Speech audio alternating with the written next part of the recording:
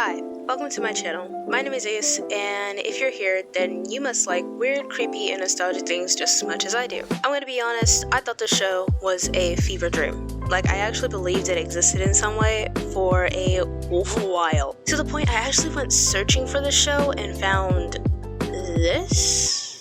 My initial thought was there's no way this was a show I watched. And if I did, what did I watch it on? Because I only have one distinct memory of this show, and that's of this weird skeleton puppet. Okay, so then I looked up puppet shows with skeletons, and I found The Princess and the Pirate. Long story short, I couldn't find anything on these shows, mostly because I think I really was having a fever dream. And also, these puppets don't even have TV shows. They're marionette puppet shows companies send to schools and after-school programs to perform for the kids in 1980s. But I never remembered a puppet show coming to my school, so that couldn't be it. At this point, I was ready to throw in the towel, because if I couldn't find this show, then what was the point of making this episode? So I did a little bit more digging, and that's when I remembered Cove. But again, every source I went to said that this show never existed. So let's talk about it. Disclaimer, I will be referring to Percy as they them, as I don't know what their gender is or if they even have one.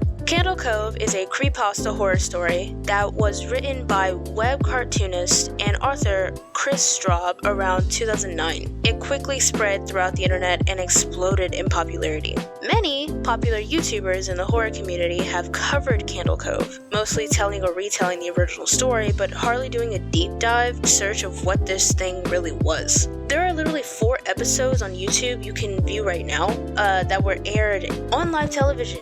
So I know I'm not crazy. The story starts in a comment thread between what I can tell is about 3 people. The initial commenter brings up the fact that they remember this weird show that was on at a weird time, referring to the show as Cove. Soon, others start to share their same sentiment about remembering the same show, saying they found it strange, scary, and the characters hard to look at. Collectively, they agreed it was odd their parents let them watch such a show as children. LP brings up how they would have this reoccurring dream of each of the characters screaming, only to be told right after it wasn't a dream at all. In fact, it was an actual episode. Going on, they continue to talk about that specific episode, how the characters' mouths hung open as they screamed into the camera. Eventually, the thread goes quiet until one of the commenters brings up that they recently visited their mother in the nursing home. Apparently, they brought the show up to her, and she was shocked they even remembered it in the first place, considering when they were a child and they tell her they were going to go watch Cove, they just sit in front of the TV for 30 minutes straight, but instead of anything playing on screen, they'd just be watching dead air. Sadly, that's all we get from the story itself, but I was able to find clips made to go with this creepypasta on YouTube. From what I've seen, the story covers the protagonist Pirate Percy, who's a scaredy cat pirate, and in the first episode, we are introduced to them and the Laughingstock, which is their pirate ship, who, mind you, can talk. Unfortunately, it's very unsettling. The ship is egging Percy to go into the dark cave they're really scared of, and eventually, they give in. But it's not because the Laughingstock has convinced them. Instead, we meet Horace Horrible, who is standing at the mouth of the cave, urging Percy to come in and play. Percy is reluctant, but goes in anyway.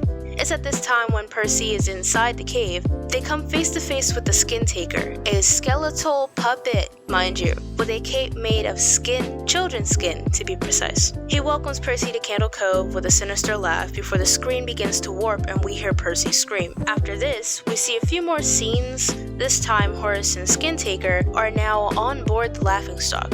So I guess they're friends now? At one point, Horace faces the camera and addresses the watcher directly, insinuating he knows we're there. You then see and hear both he and Skin Taker laughing. The next few episodes goes as follows. Episode 2, Percy's being chased through woods of some kind by Skin Taker, and here I thought they were friends. Skin Taker catches Percy and says they shouldn't have let him out, whatever that means, and threatens that he'll have their hide. So basically, he wants to skin them. Then it ends and we're immediately pushed into episode 3. Percy finds a treasure box and the talking cloud tells them it may be locked for a reason. Okay, but yeah, go ahead and listen to the talking cloud and your talking pirate ship. At this point, you can actually see Horace in the sky, though it's hard to make out due to opacity. It's as if he's watching us. This reminded me of episode 1 when he said he could see us, the watchers. The cloud makes a comment about bad things being set free and and not being able to put them back. This sounding like a callback to episode 2 when the skin taker said Percy let him out. Percy disregards the cloud and opens the box anyway. As you may have guessed already, the skin taker pops out laughing maniacally. Episode 4 is when it gets very strange. First thing you notice is the title just says Screaming, and that is exactly what it is. The terrible and disturbing scene of each of the characters screaming into the camera. It pans to each of the characters' faces, all of them just screaming.